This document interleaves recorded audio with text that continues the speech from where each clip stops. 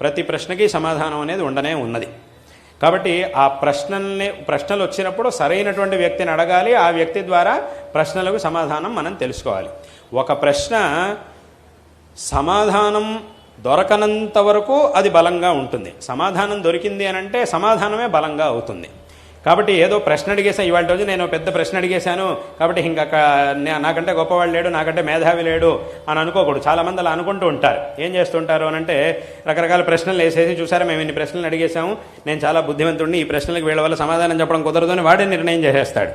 వీళ్ళ వల్ల సమాధానం చెప్పడం కుదరదు, అలాంటి ప్రశ్నలు నేను అడిగేశాను అని చెప్పేస్తూ ఉంటారు. దాని వాడు సమాధానం చెప్తున్నాడు, ఈ అడిగినటువంటి ప్రశ్నలకి సమాధానాలు చెప్తున్నాడు. ఒకవేళ వాడు చెప్పిన సమాధానం సరిగ్గా లేదు, యుక్తియుక్తంగా లేదు అని అంటే అప్పుడు అది వేరే విషయం. కానీ సమాధానం ఉన్నప్పుడు కూడా ప్రశ్నను మాత్రం అడిగేస్తాము, సమాధానం వినడం మాత్రం మేము చెయ్యము అని అంటే కనుక అది చాలా మూర్ఖతనం. అలాంటి పనులను చాలామంది చేస్తూ ఉంటారు ఇవాటి కాలంలో. కాబట్టి ఏమిటంటే ఏ ప్రశ్న వచ్చినా కూడా దానికి కావాల్సినటువంటి సమాధానాన్ని మనం తెలుసుకునేటటువంటి సరైనటువంటి వ్యక్తుల ద్వారా తెలుసుకునేటటువంటి ప్రయత్నాన్ని చెయ్యాలి. తద్వారా మనం దీని మీద శ్రద్ధని ఇంకా పెంచుకోవాలి. ఇదంతా కూడా తప్పకుండా చెయ్యాలి. అదేవిధంగా ఏ విధమైనటువంటి దురభ్యాసాలని మనం చేసుకోకూడదు. అంటే దురభ్యాసాలు అనగానే చాలామందికి ఏమనిపిస్తుంది, కొన్ని గుర్తొస్తాయి. దురభ్యాసం ఇవన్నీ చెడు అలవాట్లు అనగానే కొన్ని మీ బుద్ధిలో జ్ఞాపకానికి వస్తాయి. అవి అందరికీ తెలిసినవే. అలాంటి దురభ్యాసాలు, అలాంటి చెడు అలవాట్లు అందరికీ కూడా తెలిసినవే. కానీ ఇటీవల నేను చెప్పేటటువంటి దురభ్యాసాల్లో ఇంకా కొన్ని ఉన్నాయి. ఏమిటంటే అది బహుశా దీని యొక్క అవసరం ఇదివరకు ఉండేది కాదు, కానీ ఇప్పుడు ఆ దురభ్యాసాల్లో దీన్ని కూడా చేర్చాలి. ఏమిటి అని అంటే ఊరికే ఎప్పుడు ఫోన్లు చూస్తూ, మొబైల్ చూస్తూ కూర్చోవడం, అనవసరమైనటువంటి విషయాలన్నింటినీ దాంట్లో చూస్తూ ఉండడం. ఈ దురభ్యాసం చాలామందికి ఉంది.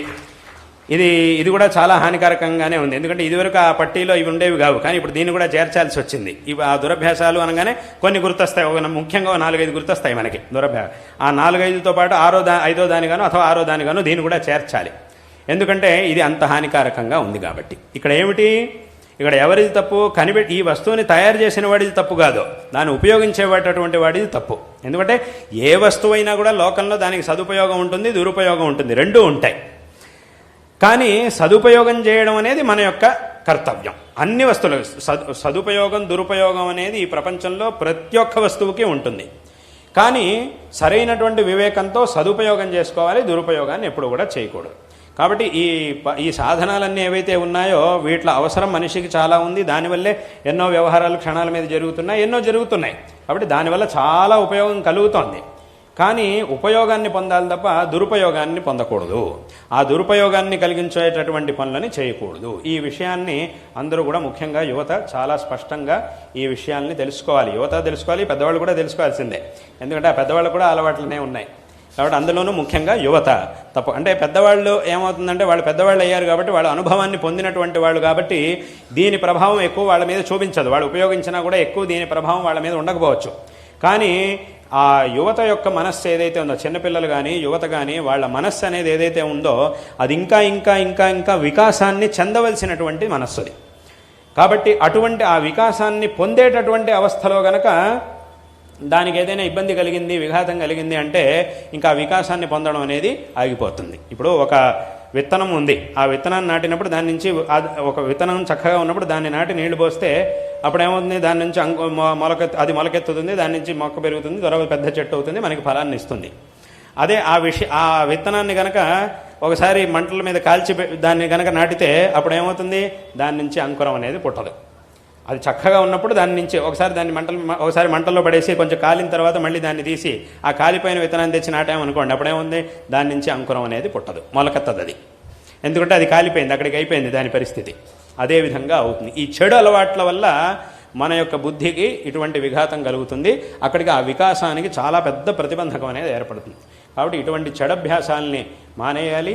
ఇప్పుడు చెప్పబడినటువంటి ఈ పనులు, అందులోనూ ధార్మికమైనటువంటి, అంటే ఒకటి వైయక్తికంగా మనం అభివృద్ధి చెందడానికి కావాల్సినటువంటి పనులు, అదేవిధంగా మనం ఏ వంశంలో ఏ కుటుంబంలో అయితే మనం జన్మించామో దాని యొక్క శ్రేయస్సుకి, దానిలో మనకున్నటువంటి బాధ్యతలు ఏవైతే ఉంటాయో వాటికి సంబంధించినటువంటి పనులు, అదేవిధంగా ఏ సమాజంలో అయితే మనం బతుకుతున్నామో, ఏ ధర్మంలో అయితే మనం బతుకుతున్నామో దానికి సంబంధించినటువంటి పనులు. మళ్ళీ ఈ 3 పనులు ఇప్పుడు చెప్పినట్టుగా 2 రకాలు, లౌకికము మరియు ధార్మికం. ఈ విధంగా ఈ పనులన్నింటినీ కూడా చేస్తూ ఈ అన్ని ఆ దురభ్యాసాల నుంచి దూరంగా ఉంటూ చక్కటి జీవితాన్ని గనక మనం నిర్మించుకుంటే తప్పకుండా ఉత్తమమైనటువంటి స్థితికి మనం వస్తాము అనేటటువంటి విషయంలో ఏమాత్రం సందేహం లేదు. ఇక్కడ కేవలం అంటే నేను ఇందాక నుంచి రెండు రకాలుగా ఎందుకు చెప్తున్నాను అనంటే, కేవలం లౌకికమైనటువంటి అభివృద్ధి మాత్రమే సరిపోదు, ధార్మికమైనటువంటి ఒక చైతన్యాన్ని కూడా తప్పకుండా మనం పొందాలి. లౌకికంగా ఏదో విద్యాభ్యాసం చేసాము, చాలా పెద్ద పెద్ద పెద్ద చదువులు చదివాము, ఎక్కడెక్కడికి వెళ్ళి చదువుకొని వచ్చామంటే సరిపోదు. అది చాలా అవసరం, అందులో సందేహం లేదు. కానీ ఇటువంటి ధార్మికమైనటువంటి ఆ మార్గదర్శనాన్ని కూడా తప్పకుండా మనం పొందినప్పుడు మాత్రమే పరిపూర్ణంగా మన మీద మనం నిగ్రహాన్ని సాధించగలుగుతాం, ఉత్తమమైనటువంటి స్థితికి మనం రాగలుగుతాం. కాబట్టి ఈ విషయాన్ని అందరూ కూడా తప్పకుండా తెలుసుకోవాలి.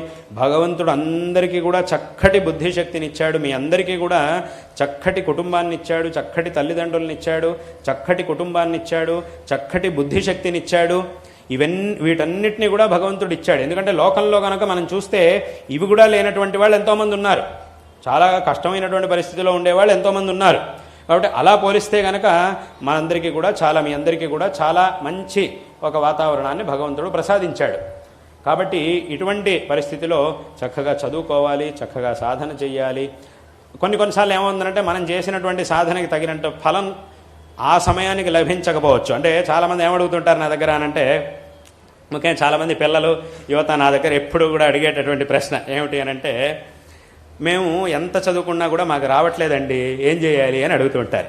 ఎంత చదువుకున్నా కూడా రావట్లేదు అని అడుగుతుంటారు. అప్పుడు నేను వాళ్ళకి చెప్పే సమాధానం ఏమిటంటే, ఎంత చదువుకున్నా రావట్లేదు అని అంటే అప్పుడు ఏం చేయాలి అంటే వచ్చేంత వరకు చదువుకోవాలి. అదే దీనికి సమాధానం.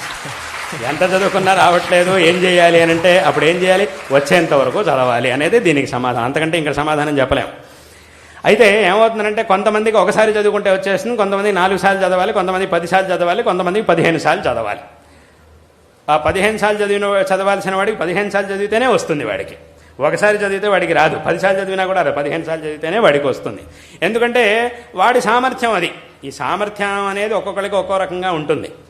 కాబట్టి ఎవరైనా కూడా వాళ్ళకు వచ్చేంత వరకు తప్పకుండా చదువుకుంటే, అందుకే ఇప్పుడు అంటే ఒక ఉదాహరణ ఏమిటి అంటే, ఇప్పుడు మనకి వెన్న రావాలి అని అంటే ఏం చేయాలి, మజ్జిగని చిలికితే దాని నుంచి వెన్న వస్తుంది. అక్కడ ఈ మజ్జిగని ఎంతసేపు చిలకాలి అని ప్రశ్న అడిగితే దానికి ఏమిటి సమాధానం, ఒకసారైనా 2 సార్లైనా 3 సార్లైనా 4 సార్లైనా ఏం చెప్పాలి సమాధానం, వెన్న వచ్చేంత వరకు చిలుగుతూనే ఉండాలి. అదే దాని సమాధానం. అంతకంటే ఇక్కడ ఇంకో సమాధానం చెప్పడమే కుదరదు. అది వచ్చేంత వరకు చేయాల్సిందే ఆ పనిని. అదేవిధంగా ఈ చదువు అనేది ఏదైతే ఉందో అది కూడా అంతే, వచ్చేంత వరకు చదువుకోవాలి. అలాగని ఎన్నిసార్లు 100 సార్లు చదివినా కూడా రాదు అనేంత మందబుద్ధులు ఎవరు లేరు కదా ఇక్కడ. మరి అంత మటుకు మందబుద్ధి అని అంటే అంత మందబుద్ధులు ఎవరు లేరు ప్రపంచంలో. 100 సార్లు చదువుకున్నా కూడా రాదు అనేంత మందబుద్ధులైతే ఖచ్చితంగా ఉండరు. తప్పకుండా వస్తుంది, తప్పకుండా చదువుకుంటే తప్పకుండా వస్తుంది.